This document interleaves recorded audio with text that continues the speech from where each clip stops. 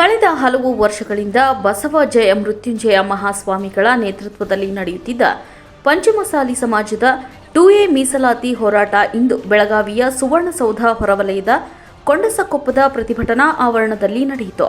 10,000ಕ್ಕೂ ಅಧಿಕ ಪಂಚಮಸಾಲಿ 2A ಮೀಸಲಾತಿ ಹೋರಾಟಗಾರರು ಒಂದೆಡೆ ಸೇರಿ ಸಮಾವೇಶ ನಡೆಸುವ ಮೂಲಕ ಸರ್ಕಾರಕ್ಕೆ ಮೀಸಲಾತಿ ಘೋಷಣೆಯ ಗಡುವು ನೀಡಿದ್ದು, ಬಸವಜಯ ಮೃತ್ಯುಂಜಯ ಸ್ವಾಮೀಜಿ ನೇತೃತ್ವದಲ್ಲಿ ನಡೆದ ಪ್ರತಿಭಟನೆಗೆ ಬಸನಗೌಡ ಪಾಟೀಲ್ ಯತ್ನಾಳ್, ಸಿಸಿ ಪಾಟೀಲ್, ಬಿವೈ ವಿಜಯೇಂದ್ರ ಹಾಗೂ ಈರಣ್ಣ ಕದಾಡಿ, ಅರವಿಂದ್ ಬೆಲ್ಲದ್ ಸೇರಿದಂತೆ ಹಲವರು ಪ್ರತಿಭಟನೆಗೆ ಬಹಿರಂಗವಾಗಿ ಬೆಂಬಲ ಸೂಚಿಸಿದರು.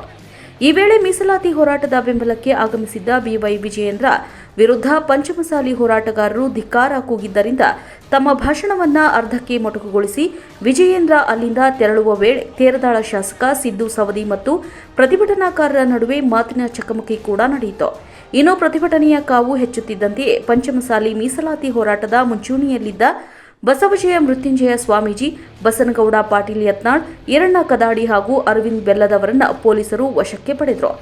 ಈ ವೇಳೆ ಸುವರ್ಣಸೌಧಕ್ಕೆ ಮುತ್ತಿಗೆ ಹಾಕಲು ಹೊರಟ ಪ್ರತಿಭಟನಾಕಾರರ ಮೇಲೆ ಲಾಠಿ ಚಾರ್ಜ್ ಮಾಡಿ ಹಲವರನ್ನ ಪೊಲೀಸರು ವಶಕ್ಕೆ ಪಡೆಯುವ ವೇಳೆ ಪುನಾ ಬೆಂಗಳೂರು ರಾಜ್ಯ ಹೆದ್ದಾರಿಯಲ್ಲಿ ಸಂಚಾರ ವ್ಯತ್ಯಯ ಉಂಟಾಗಿದ್ದು, ಪ್ರತಿಭಟನಾಕಾರರ ಮೇಲೆ ಪೊಲೀಸರು ಲಾಠಿ ಚಾರ್ಜ್ ಮಾಡಿದ್ದರಿಂದ 2A ಮೀಸಲಾತಿ ಹೋರಾಟದ ಪ್ರತಿಭಟನಾಕಾರರು, ಪೊಲೀಸರು, ಜಿಲ್ಲಾಡಳಿತ ಹಾಗೂ ಸರ್ಕಾರದ ವಿರುದ್ಧ ಘೋಷಣೆ ಕೂಗಿ ಕಲ್ಲು ತೂರಾಟ ನಡೆಸಿ ತಮ್ಮ ಆಕ್ರೋಶ ವ್ಯಕ್ತಪಡಿಸಿದರು. ಈ ವೇಳೆ ಪಂಚಮಸಾಲಿ 2A ಮೀಸಲಾತಿ ಹೋರಾಟದ ಪ್ರತಿಭಟನೆಯಲ್ಲಿ ತಳ್ಳಾಟ, ನೂಕಾಟ, ಲಾಠಿ ಚಾರ್ಜ್, ಕಲ್ಲು ತೂರಾಟ ನಡೆದಿದ್ದರಿಂದ 20 ಜನ ಪೊಲೀಸರು ಮತ್ತು 50 ಜನರಿಗೆ ಸಣ್ಣ ಪುಟ್ಟ ಗಾಯಗಳಾಗಿದ್ದು, ಹಲವರಿಗೆ ಜಿಲ್ಲಾ ಆಸ್ಪತ್ರೆ ಮತ್ತು ತುರ್ತು ಚಿಕಿತ್ಸಾ ವಾಹನಗಳಲ್ಲಿ ಚಿಕಿತ್ಸೆ ನೀಡಲಾಯಿತು.